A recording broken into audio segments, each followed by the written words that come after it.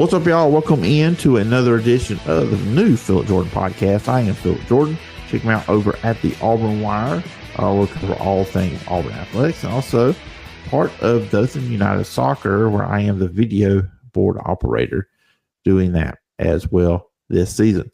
I got a fun show planned for you guys. I'm looking forward to this one. Bill Bender from the Sporting News will be coming on. He is senior writer there.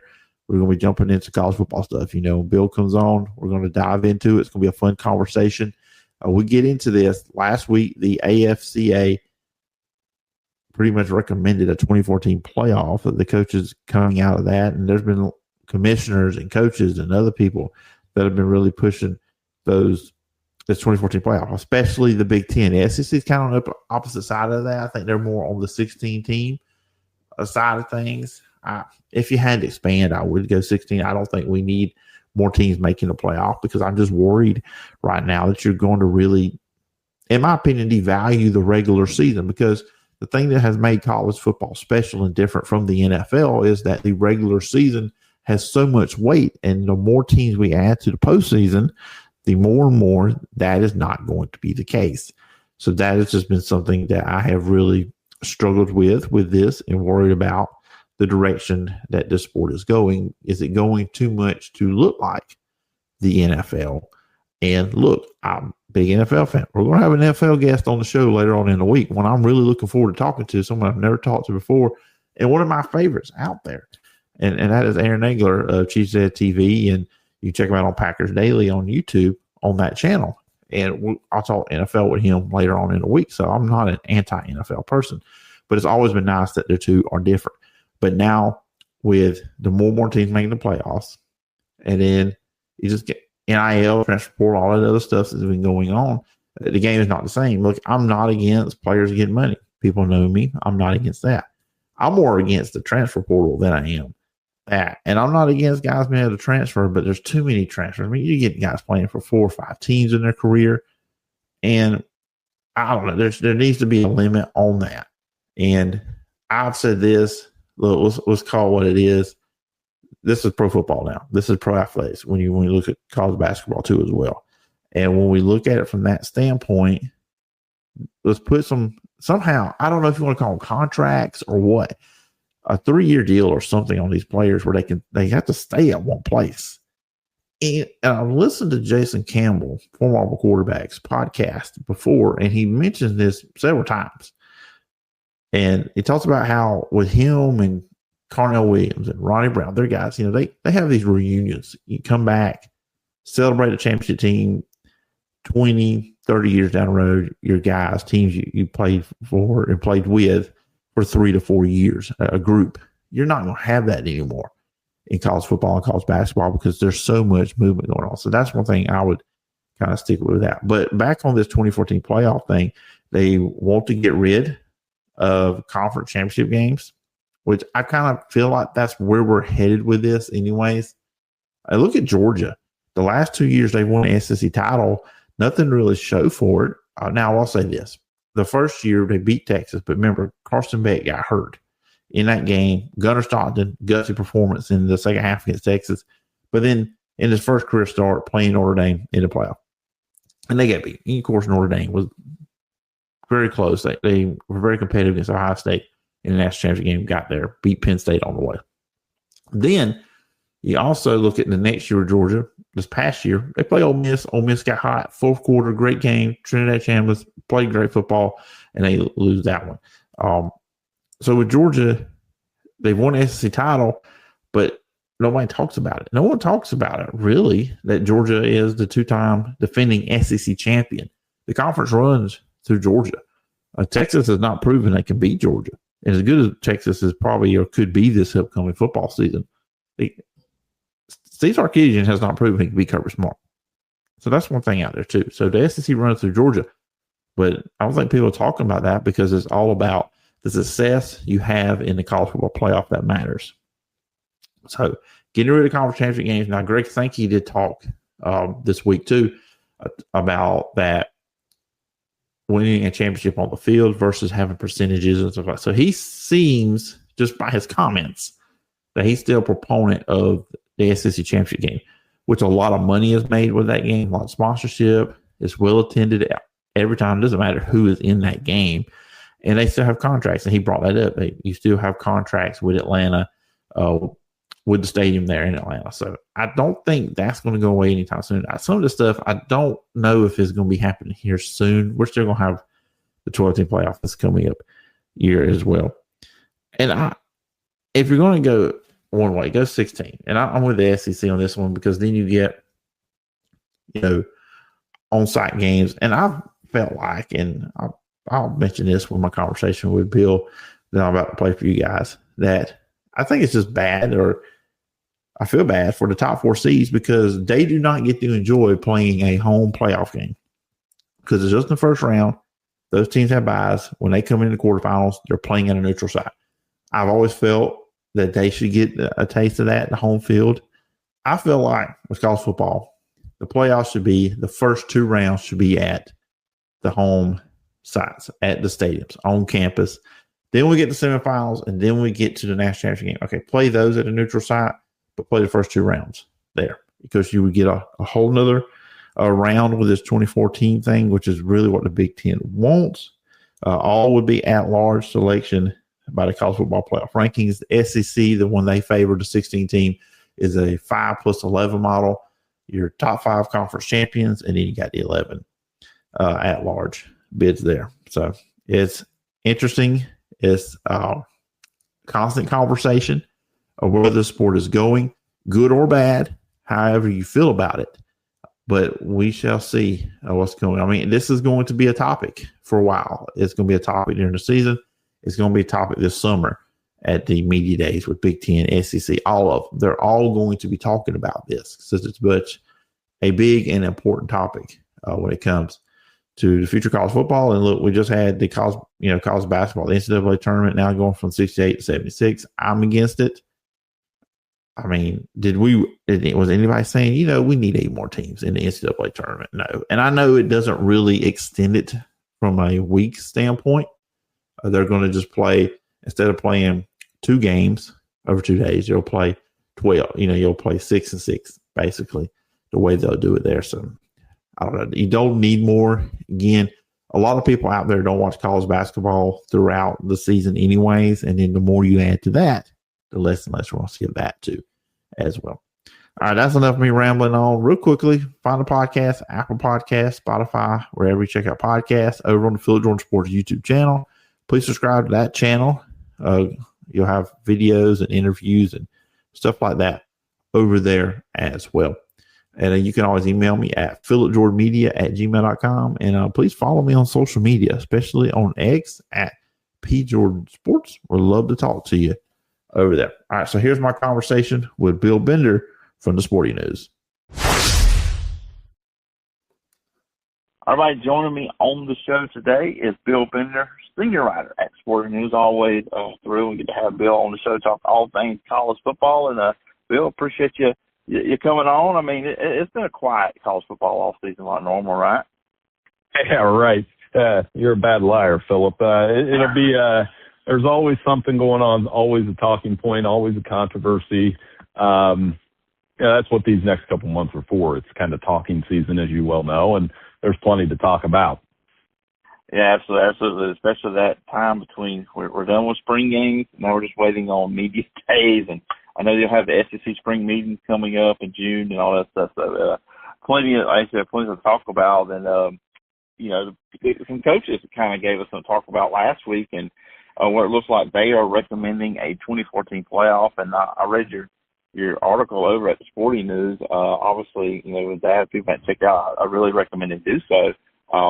I know I'm kind of in the same boat you are. I'm not for the 2014 playoff, but just what's kind of like your thoughts on just what the coaches are recommending?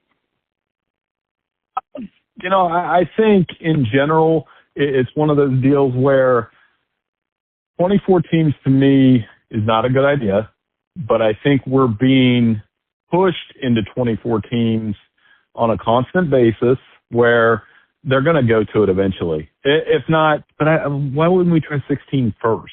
And I know SEC Commissioner Greg Sankey's been on the push for a 16-team playoff, and the Big Ten seems to be, Tony Petitti seems to be leading a very network driven push for 24. And to me, it just goes against a lot of things with college football. And it kind of reminds me of last week, Phillip, where the NCAA tournament expanded to 76 teams, though I have plenty of friends that watch March Madness, and not one ever said, man, I think we need 76 teams in this thing. Yeah, I'm the same way. I mean, I was going to ask you a question, which one we needed more, 2014 playoff or 76 team NCAA tournament. And my thing with the 2014, and look, people who love college football for a long time, and I'm almost 40, so I've been watching the sport for a good while, and we've had some great games in November. Like, and I'm in Alabama, so I'll just pull out the Iron Bowl, from 2013, the Kick Six. Well, that game doesn't mean as much. It doesn't if it's a 2014 playoff. I mean, both those teams are getting in. It's just the stakes aren't there for that game, which I know that was the year before we got the 14 playoff. I thought 8 would have been better when we went up before. Hey, we're at 12, but that's the thing I worry about. I just worry how much potential damage could a 2014 do to the sport, just because the regular season has always been like the thing that meant so much, and I feel like maybe we're devaluing that if we go to 24. We changed the value of the regular season, and you bring up the Kick Six game, and I think you're getting at the essence of what we're losing most. And I'll put it to you this way. I said, I'm a huge NFL fan too. I am. But I can't list off 5 regular season NFL games that outside of, I could tell you 5 Green Bay Packers games, but overall NFL, there's not 5 games that are like, oh my gosh, I just remember that game so much. College football, I can tell you exactly where I was during the Kick Six, during the 1-2 Michigan-Ohio State game in 06, during the LSU-Alabama game in 19, which might have been one of the greatest regular season games ever, and then Notre Dame-Florida State in 93. And I think that's what we lose, is number 1 versus number 2. The Kick Six still would have meant something, but in the 2014 playoff, it means Alabama's a 7 and Auburn's a 4. You know what I mean? And they may see each other again. And I think that's the settings adjustment that college football is under. It's not going to happen. It's already happening. And there are a lot of people that like November and having more teams in the playoff hunt. That's the way they're selling it. But I'm quick to say, we go to that format, Iowa and Georgia Tech are playoff teams now. And were they really playoff caliber teams last year? I don't think so, but some others might think they are. Yeah, and you made a comparison in your article to high school football. And, a lot of times, and I've seen it here in Alabama, early on in the playoffs in high school football, the games aren't great. They're blowouts because, you have just a gap between the higher seeds in there. And, you got to think, we've seen it in the 12-team playoffs, the first round. We've seen blowouts, even in the second round. So we're probably going to see even more of that with 24. I think you're right. How many, in Alabama, how many teams per division make the playoff? I don't know how you guys split them up. So, recently they changed it, but I'll go by how they did this past year. So you have 7 classifications. 7A is much smaller. It only actually has 32 teams. That's where I know you've heard the national brands like Hoover and Thompson's, big schools like that. So 16 teams make that one, which is pretty much Thompson versus Hoover or Thompson versus Central Tennessee every year there. 1 through 6A, there's 64 teams. So 32 teams make the playoffs in those. And a lot of times there's early rounds blowouts. So that's kind of like how they do it here in Alabama. Yeah, we have 7 divisions as well in Ohio. But think of it this way. Division I's the highest. That's your Pickerington Central, your GCL, Cincinnati and Cleveland Catholic schools, etc. And then 7's the small division, but every division used to have, when I was in high school, it was 16 per division. Then it's ballooned up to 64, and now we contracted to 48. And I think there's a lesson to be learned there with college football, is we went straight from 4 to 12 without trying 8. Are we really going to go from 12 to 24 without trying 16? Which, as I wrote in the article, Phillip, at 16, you get Texas, Vanderbilt, Notre Dame, and BYU in the playoff last year. And I think most people would say, Okay, that's fine. You know, who wouldn't want to? I would have signed up to see Diego Pavia as a 14 seed playing against Ohio State or Indiana, something like that. I'm in. I would have liked to see Notre Dame in the playoff last year. And I think, I don't, off the top of my head, and this is a good thing, I don't know who was ranked 17. So, or that first team out. And I don't care, but I did care about those 4 teams on some level.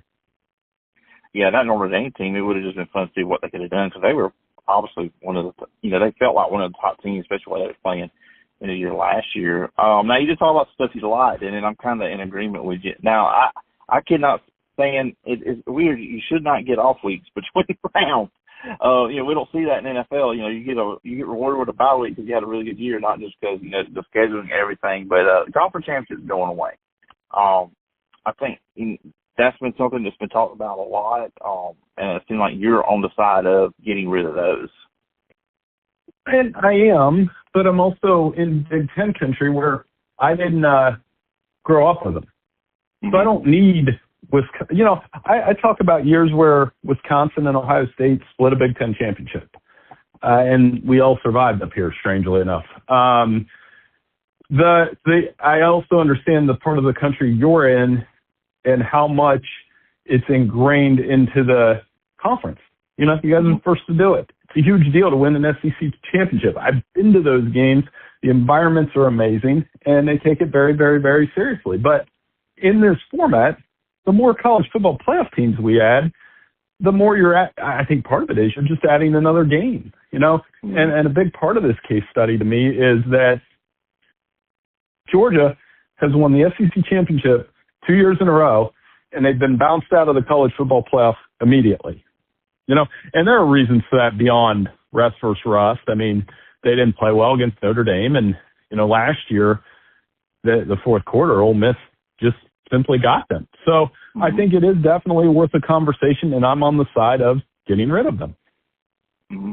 Yeah, I think you're right, because there are a lot of SEC fans that will probably are kind of older school with that, would hate to go, but also it's kind of like you look at it, like Georgia really hasn't gained anything from winning. I mean, other than they get to be SEC champions, but other than, when it went to the playoff, it did not help them, or, it may not hurt them either. You guys just released y'all's top 25 post-spring SEC, Big Ten heavy, of course. You mentioned Georgia, and it's like that. They feel like they have that chip on their shoulder because while they are the back-to-back SEC champions, the conference has pretty much run through them the last several years, but it seems like a team with that chip on their shoulder because of that. And I think Texas and Georgia will be the top 2 teams when we get to SEC Media Days, which aren't that far from the rearview mirror, unfortunately. I like a little bit of summer first, but, I don't mind if I do. But, I think both teams are very loaded, and Georgia has plenty coming back with Gunnar Stockton, a loaded offense. Defense should be experienced around KJ Bolden. And they've quietly, it's almost quietly won back-to-back SEC championships because, which is another danger of in this era we're in, we value the playoffs more than we do the regular season in terms of judging coaches and programs. So, I think that's part of the deal here. I do think Texas is getting a lot of hype, and with good reason. I think it's not just Arch Manning, it's the amount of talent and big board talent that they have coming back in that top 50 with guys like Rasheem Biles, Cam Coleman, the Auburn transfer, running backs, Malik Brown, Hollywood Smothers. They've got a lot of talent around Arch Manning, and I think it'll come down to the offensive line. Yeah, and that was something I was going to ask you about Texas, because you see Arch, and you even seen as soon as this past draft was over, a lot of people's putting him at top of the board. You kind of look at, okay, how do you judge how good he's going to be this year? Because there's so much talent. I mean, Cam Coleman is finally going to have some consistency at the quarterback position, what he did not have at Auburn, and you kind of expect him to really show what he's really capable of.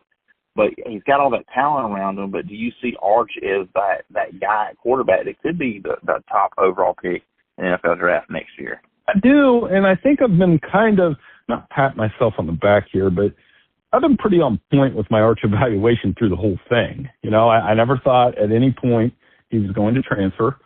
I knew he was going to have bumps last year. Maybe not as much especially early against Ohio State and Florida. I never thought he was a bust. I just thought, hey, he needs time. Eli, I'll get it right this time, Eli and Peyton needed time too. And the talent is obvious. The arch that we got in the bowl game was pretty phenomenal. I do think he's going to have a very good NFL career and will be in discussion as the top quarterback in the 2027 NFL draft. But, there's growing pains. He's a quarterback, and all quarterbacks go through those. Yeah, and I've heard it said, and I agree with it, he's more Archie than he is his two uncles, because his athletic ability that he has as a runner, too, is different than what Peyton and Eli were. Oh, he's got wiggle. He does. Arch has speed. Even Archie was more of like a Fran Tarkenton type. I know that's a really dated reference, but just the ability to scramble, improv, those kind of things. Arch is straight up fast. Go watch that quarterback draw that he runs for a touchdown against Michigan last year. He's gone. There's nobody catching him, and I think that's part of it. Now, from a quarterback standpoint, some of the issues were with footwork and mechanics, and, that was questioned a lot early last season, handling the pressure. And as the season went on, he did better. And I think a lot of that had to do with an offensive line that had lost, Kelvin Banks and some others and struggled a little bit. If you look at Quinn Ewers the year before, he had plenty of time to throw. And even Arch, when he played that year, had more than enough time to throw, and you saw the damage he could do. I think Arch throws the deep ball well. I think he runs well. I think it's just in that intermediate range is where he's going to have to grow this season. Yeah, absolutely. I think, too, some people have still kind of look at the Ohio State game from the beginning of last year, and then he did get better as last year went on. So, obviously, down here I'm at, SEC fans are sick. That 3 years in a row, no national championship for one of the teams. It's been the Big Ten, and 3 different teams, too, which is a big part of it, Michigan, Ohio State, and Indiana. Curtis Smart had said some comments in Birmingham at a golf tournament a few weeks ago that, at the top, the Big Ten they've got a bunch of great teams. The SEC may be deeper 1 through 16, but the Big Ten's had just as greater, they're better with the great teams at top that can win a championship. Why do you think that is? Why has the Big Ten been able to kind of do that with their teams at the top, and kind of the SEC teams at the top have really dropped off, it seems? I think it works both ways. The SEC to me has more playoff contending teams. That's part of this. I just don't think the SEC team had a better team than Indiana last year. I don't think anybody was better than Indiana last year. I think we're going to look back in 10 years, and here's one prediction, and we're going to just marvel at what Curt Cignetti did. Not just last year, but they're going to be around. I think they're going to hang around in the national championship picture this year. 2-3 years ago, Alabama almost beats Michigan. Probably should have beat Michigan, honestly. Ohio State, the year after, some tough games along the way, but they went through Texas. They went through the SEC schools to get there. Tennessee, Texas, Georgia loses to Notre Dame. So some of it's the 12-team tournament. We're figuring things out and how that goes, but some of it also is it's just the universe we live in. You got to go out and compete, and the SEC isn't winning these national titles, but it doesn't mean they've also, on the other side of it, Phillip, they've had the most playoff teams. So there's 2 ways to look at it for sure. All right, so I'm going my final question. I'm going to pull it back to where we started with 2014 playoff. The SEC wants 16. I'm with you on that. Let's try 16 for us to 24. Do you see these 2 conferences agreeing to get to 24? Not immediately, but again, I've used this analogy a couple times, so forgive me. I keep saying it's like the lawn care guy that comes to your door this time of year. The first time you're like, get out of here, I'm eating dinner. And you find the excuses, but they keep coming back with it. And eventually, maybe spray down my lawn a little bit. I get it.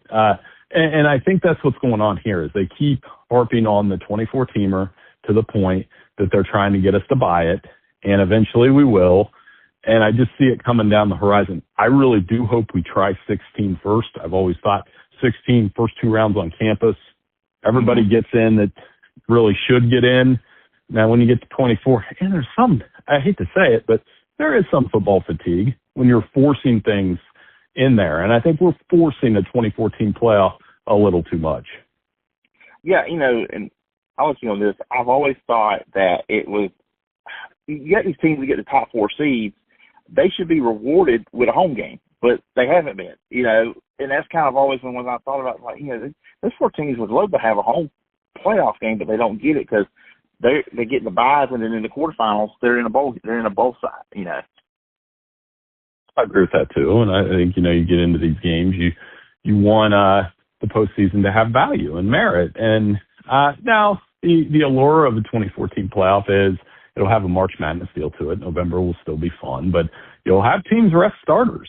You may move games around in the schedule and those kind of things. So there are some sacrifices to be made. And yes, it will feel exactly like the NFL, which I'm a guy, I love the NFL and I love the college football, but I love them because they're different, or at least a little bit different in some ways. So there's no need to, I get that you want to embody a money-making machine like the NFL, but at what point are you selling your soul? So I think those are the big picture questions for college football. Yeah, I agree with you. It's always been great because they've always been different.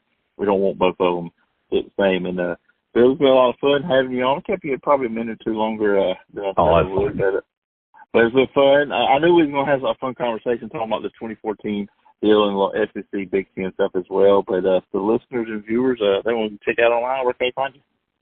Yeah, I'm at BillBender92 at sportingnews.com, and always these conversations never fail to disappoint. This was a lot of fun today. And I know before you know it, we'll probably be previewing SEC Media Days, or like I said, it'll be here before you know it. But I'm the type of guy that likes a little bit of summer first. Like to get out my yard and actually do that work so those long guys don't come to my door.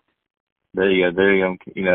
You're right. It'll be here before we know it. I think we're at the halfway point of the off season, so it'll be here before you know it. But anyways, Bill, always appreciate the time. Hey, anytime. Thank you. All right. Once again, thanks to Bill Bender for coming on the show. Always a lot of fun having Bill on. And I guess I should have said something before I played the interview. Yes, I was recording it using my phone, so that's why my audio quality was not the same. But anyways, good conversation there with Bill Bender.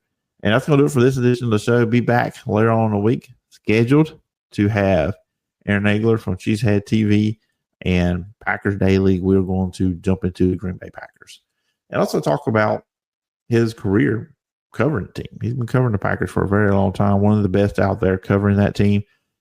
Little favoritism outside. Everybody knows I'm a Packer fan, but we should have a lot of fun on that episode of the show. Remember, you can follow me on social media at P. Jordan Sports. You can find the podcast on Apple Podcasts, Spotify, wherever you listen to podcasts. Check me out on YouTube at the Phillip Jordan Sports YouTube channel.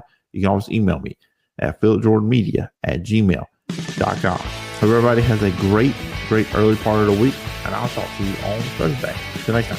Bye.